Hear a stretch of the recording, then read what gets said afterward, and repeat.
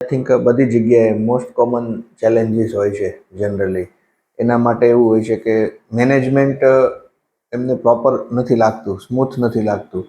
અને બધાને role રિસ્પોન્સિબિલિટીમાં confidence નથી હોતો કે જે મેનેજમેન્ટ છે એમાં શું ઇસ્યુ હોય છે અને એના રોલ રિસ્પોન્સિબિલિટી શું છે. એ બંને વચ્ચે ડાયલેમા હોય છે કે શું પ્રોબ્લેમ છે એ ખ્યાલ નથી આવતો જનરલી. એ બેઝ માટે આપણે આ એક્ટિવિટી સ્ટાર્ટ કરેલી હતી.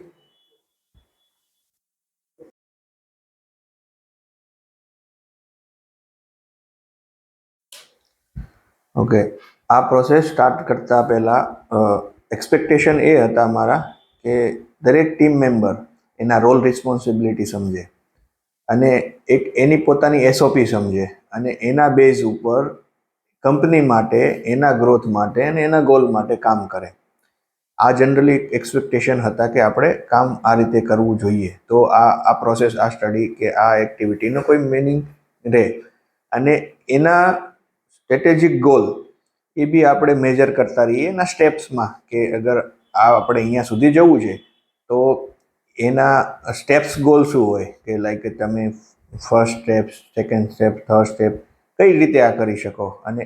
એ કરવાના રિઝલ્ટ શું હોઈ શકે, એ આપણે એમનો એક્શન પ્લાન એક હોવો જોઈએ. અને એ સ્ટડી સ્ટાર્ટ કરતાં પહેલાં આવી રીતે પ્લાનિંગ કરેલું હતું કે એમના એક્શન પ્લાન શું હશે, કઈ રીતે રિઝલ્ટ આપશે અને એનું શું સ્ટેપ્સમાં આપણે એને મેઝરમેન્ટ કરીશું.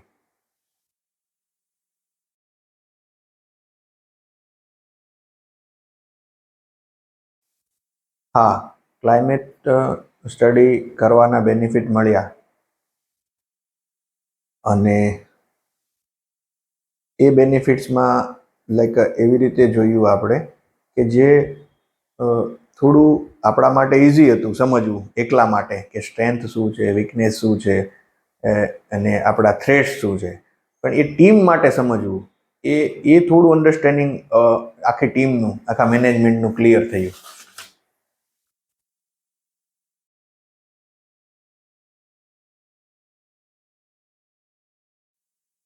હા, ક્લાઇમેટ સ્ટડીમાંથી જે ઇનપુટ્સ મળ્યા છે લાઈક આપણને KRA, KPA અને ડેઇલી રિપોર્ટ્સના ફોર્મેટ જે આપણે એ લોકો ફોલો કરતા હતા, એ સ્ટડીમાંથી જે આપણે પ્રોસેસ ફોલો કરીએ છીએ એ અને એના ઇમ્પ્રુવમેન્ટ્સમાંથી એના પ્રોપર રિપોર્ટ્સ, KRA, KPA અને જે આપણને ગોલ સેટઅપ માટેના આ ઇઝી ગોલ કે જે ઇઝીલી થઈ શકે એવા ગોલ માટે આપણને એ ક્લિયર કટ વિઝન મળ્યું.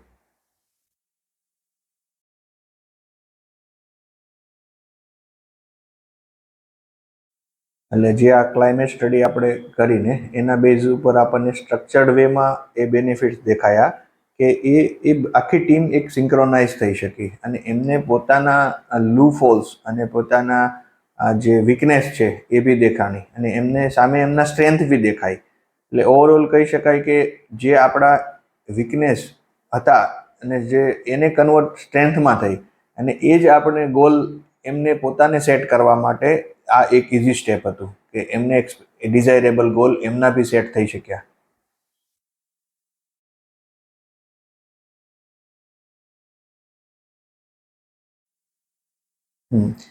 આ એક્ટિવિટી પહેલાં બધાને એક પોતાના પ્લાનિંગ અને ગોલ હતા જ, પણ એમાં એવું હતું કે એમની જોડે એક પ્રોપર પાથ નહોતો સેટ થતો સ્ટાર્ટિંગથી એન્ડ સુધી. પણ આ સ્ટડી થઈને પછીથી બધાને એક વેમાં સેટ થયા અને બધાને સ્ટાર્ટિંગ ટુ એન્ડ સુધીનું એક પ્રોપર વે સાથેનું વિઝન મળ્યું. એટલે એકબીજા કનેક્ટ બી થઈ ગયા અને એ પ્રોપર અલાઇન થઈને એક પ્રોપર પ્રોસેસ કમ્પ્લીટ થઈ એવું ફીલ આવ્યું.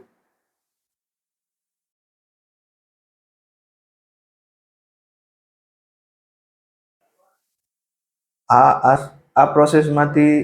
જે KRA, KPA અને KPIs જે બન્યા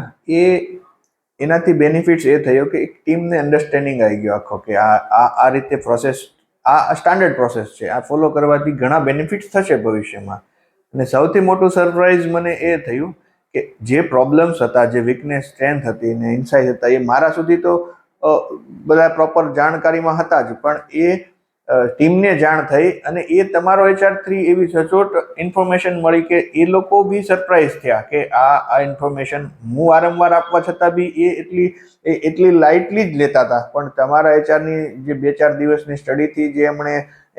10 વર્ષનું એનાલિસિસ કર્યું એનાથી ટીમ સરપ્રાઈઝ થઈ પ્રોપરલી કે ઓકે પરફેક્ટ છે આ કામ.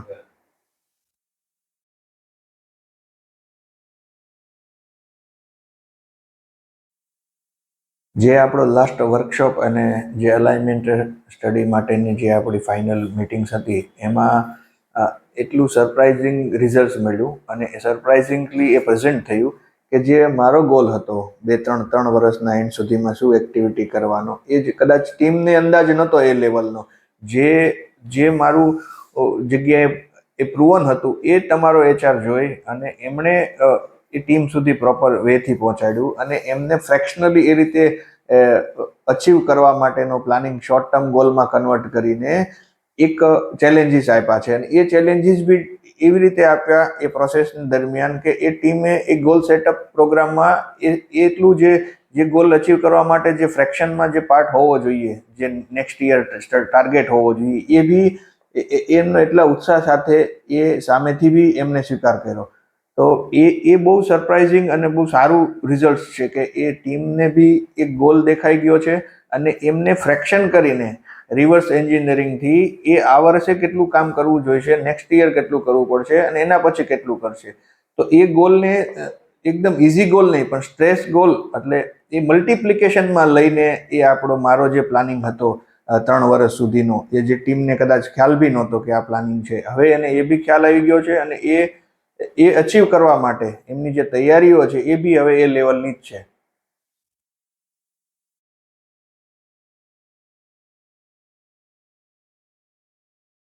ઘણીવાર દરેક કંપનીમાં દરેક લેવલે HODs અને એમ્પ્લોયી પોતપોતાના ગોલ લઈને બેઠા જ હોય છે કામ કરતા હોય, તો પણ એ ઇન્ડિવિડ્યુઅલ ગોલ અને કંપનીનો ગોલ જે વિઝનરી હોય અને જે બ્રોડ હોય તો એમાં બી બહુ ગેપ હોય છે, પણ એ આ સ્ટડીથી એ ક્લિયર થઈ જાય અને ઇન્ડિવિડ્યુઅલ સ્મોલ ગોલ્સને કંપનીના બ્રોડ ગોલ સુધી એ કન્વર્ટ કરી શકાય ઇઝીલી.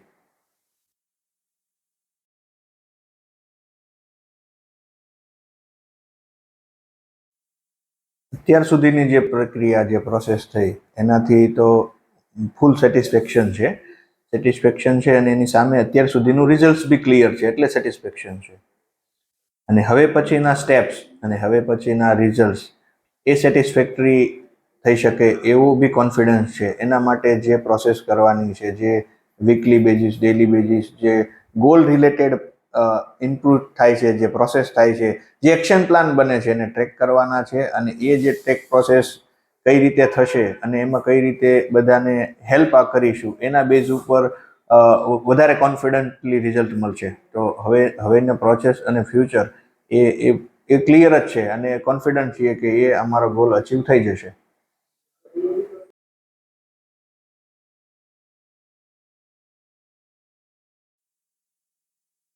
MSME ઓનર અને એના માલિકો માટે મારો એક સંદેશ એ જ છે કે જે તમારો HRનું વિઝન અને ગોલ છે, ઇન શોર્ટ કે ઇન્ડિયામાં MSME અને SMEમાં જે ડિફરન્સ છે જે સિસ્ટમનો, એ એમને એક લેવલે નથી લઈ જઈ શકતી. તો દરેક MSME યુનિટ્સને એ મારી એટલી જ સલાહ છે કે એ જાતે કરે અથવા તો કોઈની સલાહ લે, કોઈ એક્સપર્ટની સલાહ લે, પણ એ સિસ્ટમ ઉપર ફોકસ કરે. સિસ્ટમ કરીશો, રોલ રિસ્પોન્સિબિલિટી કરીશો, KRA KPI કરશો અને ગોલ સેટઅપ કરશો તો ડેફિનેટલી સક્સેસ થશો જ. એટલે એ પ્રોસેસ ફોલો કરવી કમ્પલસરી છે અગર તમારે